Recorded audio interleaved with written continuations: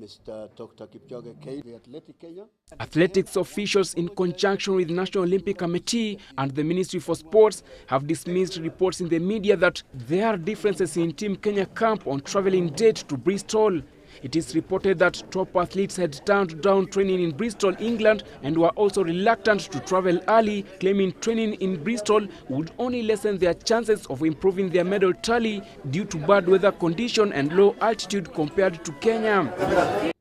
We have decided that because there are many activities that have been lined up in London, we have agreed that a good number of these athletes who are here today are going to leave as planned, meaning they are going to leave on the 22nd of July for London.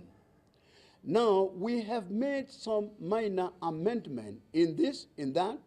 There will be those who will not be able to leave on the 22nd because of their training program. They have seen it fit that they would like to come a little later.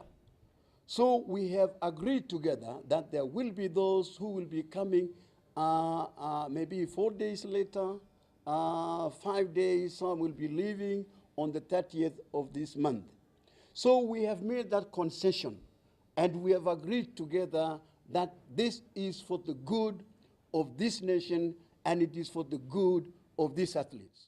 The National Olympic Committee had championed for the team to train in Bristol, and this was met with opposition from most of athletes who preferred Nairobi to Bristol, and this was also evident during the qualification day at Nyayo National Stadium, where 800 meters world record holder David Rudisha was the first one to oppose.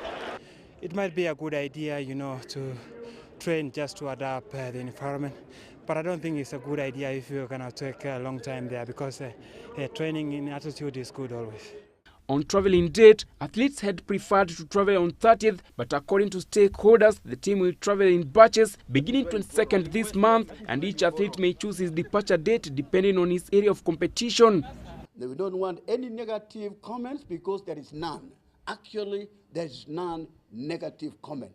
You have seen that the little thing that we had has been addressed, and it has been addressed satisfactorily, and that is what we are in the context of the Constitution, whereby there is a lot of democratic agreement, give and take.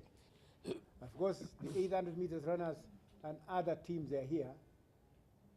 So, like finance officer is there, the chef de mission, the general secretary. Those people, they have to go, and we have doctors there, and we have coaches who are supposed to handle these people in Bristol.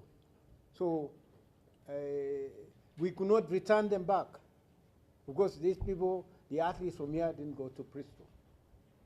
So they had to stay there, and the athletes will join them later in Bristol.